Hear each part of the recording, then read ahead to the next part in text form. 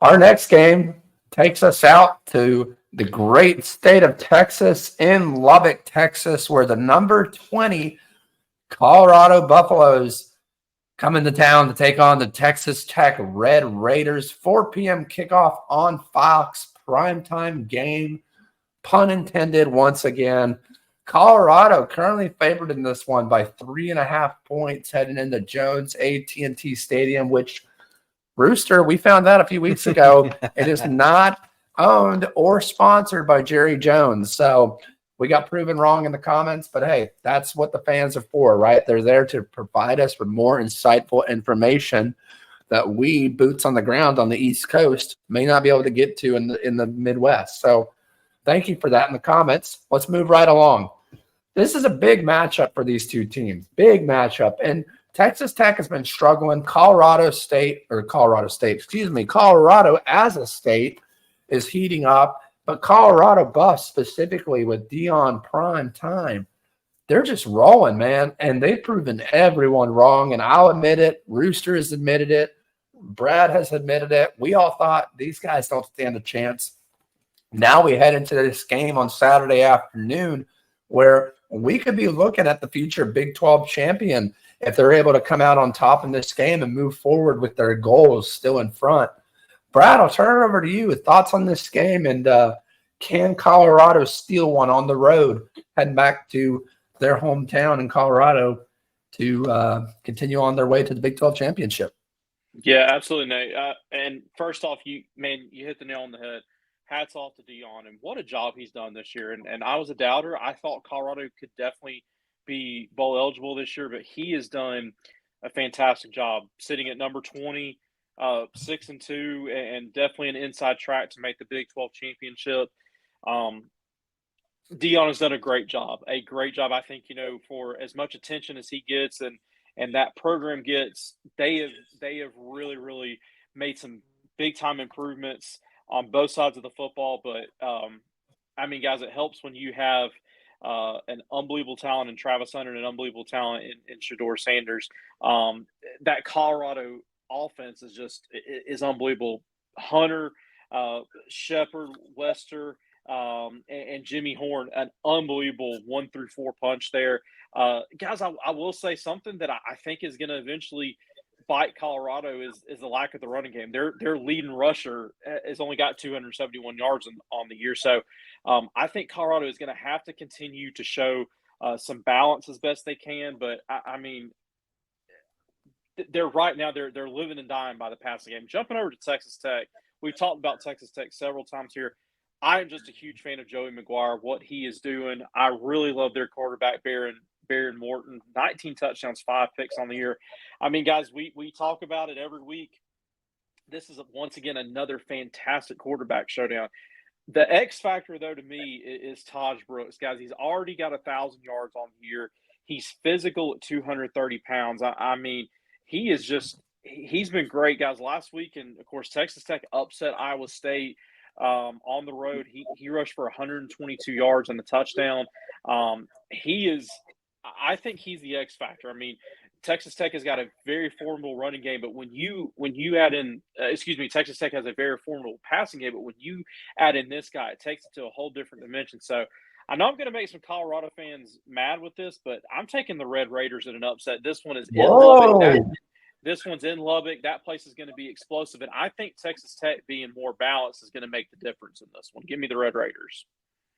Wow, Brad, I was not expecting that pick from you. Wow, going with the upset in Texas Tech, but hey. And I will say, if I'm wrong, Colorado fans, I know I'll get blasted in the comments. That's okay. I will eat crow next week. That's totally fine. All right, you've heard it. Clip it. Brad will eat crow. Do we need to go buy some? Well, figure it out. I'm sure they've got some sort of candy or something online that we get from Amazon. But no, Rooster, this is such an intriguing matchup, and I want to turn it over to you to get your thoughts and your pick. But these two teams, they're fighting. They're still fighting for a Big 12 spot. It's still up for grabs. Whether you put it here or there, we know that BYU leads the way. They're the number 4 spot in the playoff rankings as stands that we've just gotten live here at Break the Huddle Studios. Just got it in my earpiece from our sources. But Rooster, I'll turn it over to you. Thoughts on this game, and do you have Colorado coming out with the win, or do you also have the upset? Well, I'm not gonna lie. Everything in me wanted to follow Brad in this one. I love Taj Brooks as a running back. Colorado's defense, they last year would have let Taj Brooks run for 375 yards on them. But this season, it just seems that their defense, while it may not be the Georgia level of defense or the Oregon level of defense, it has stepped up significantly compared to what it has been. Sure. And then as I kept digging into my research, the one thing I could not ignore is that the Texas Tech defense is second to dead last place in passing yards allowed per game, which is just unacceptable for a Power 5, Power 4 team in the Big 12 to be second to last in anything. You would think that would be a Central Michigan or whatever you want to name out there in the G5, but with Colorado, with Jimmy Horn, with Shepard, with Hunter, with Wester, they've just got an unlimited bounty of resources at the receiver position. And then you've got a top 5 quarterback in the country. So I'm going to have to go Colorado in this one. I just wanted to find a reason just to pick Texas Tech, and I just couldn't. So I'm going to take the Buffaloes in this one. Yeah, guys, this is a great matchup either way you look at it. Texas Tech has a shot. Colorado has a shot. This is going to be a shootout, guys. Both of these offenses are high-flying. Both of these defenses are struggling tremendously. And when you look at Colorado offensively, the one thing that's impressed me the most is Shedeur Sanders. And I get it, like he's going to have the most media hype around him being Deion's son. But he's completing 73.3% of his passes this year. That's incredible. Regardless of what conferences he's in, regardless of who he's playing against, that's hard to do. He's got over 2,500 yards passing. He's averaging 8.6 yards per pass.